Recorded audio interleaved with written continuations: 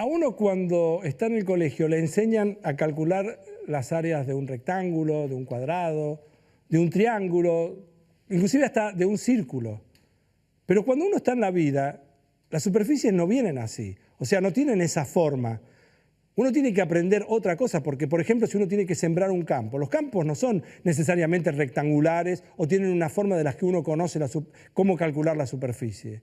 Y entonces, ¿qué es lo que hay que hacer cuando uno tiene una superficie irregular? ¿Cómo calcula, cómo estima ese área?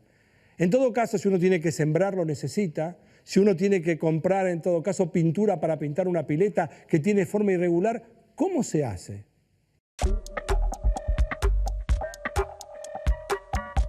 Ni bien llegan los primeros días de calor, uno sueña con refrescarse. Pero al mismo tiempo se da cuenta que la pileta no está en condiciones.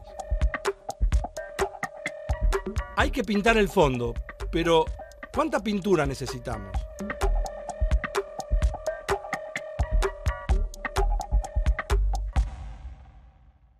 Para responder esta pregunta, uno lo que necesitaría es saber el área de la pileta. Y no es fácil calcular el área de una superficie irregular.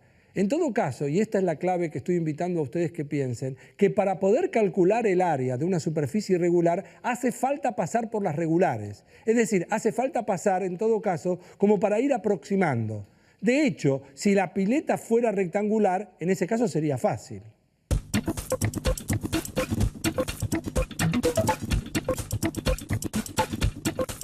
Lo que tenemos que hacer es medir dos lados de la pileta que forman un ángulo, multiplicarlos y el producto de esa operación nos va a dar la superficie. Es decir, el viejo y conocido base por altura. Es fácil, pero claro, lamentablemente, la pileta que tenemos no es rectangular. Es que si uno supiera que tiene una forma redonda, usa la formulita justamente del área de un círculo, pi por radio al cuadrado. ¿Y si es más complicado?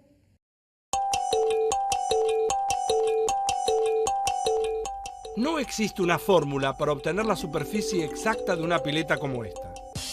Pero para poder ir avanzando hacia una aproximación, lo que se puede hacer es medir el largo y el ancho máximos de la pileta. Eso ya nos da una información, que la superficie que tenemos que pintar es menor al área del rectángulo que acabamos de calcular. Claro, esto no dice mucho, me va a decir usted, pero uno lo puede mejorar. Lo que se puede hacer es achicar la superficie del rectángulo, quitándole eventualmente otros rectángulos menores por fuera de la pileta sin que me salga del rectángulo mayor y sumando otros dentro de la pileta. Entonces, el área que intentamos determinar está entre la de los rectángulos amarillos y la del rectángulo grande, quitándole los rojos. Pero todavía el error que se comete es demasiado grande. ¿Qué hacer entonces?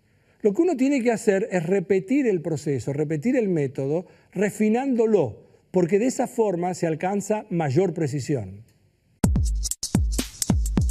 Entonces, volvemos a quitar rectángulos por fuera de la superficie y a agregar otra vez rectángulos por dentro. En definitiva, se trata de hacer un sándwich entre una medida mayor y una menor, y que la distancia entre los panes sea cada vez más pequeña, aunque nunca tanto como para que los panes lleguen a tocarse.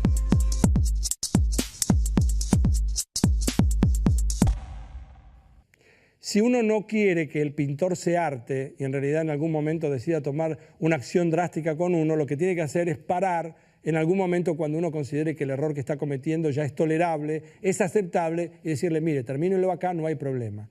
En todo caso, lo que uno ve es que está aproximando por afuera y por adentro. Y eso es la base del cálculo integral, aproximar por afuera y por adentro. Cuando la diferencia entre los dos le da un error que a usted le parece que es suficiente, ahí dice que para y ha aproximado el área que buscaba. Y como acabo de decir, esa es la base del cálculo integral.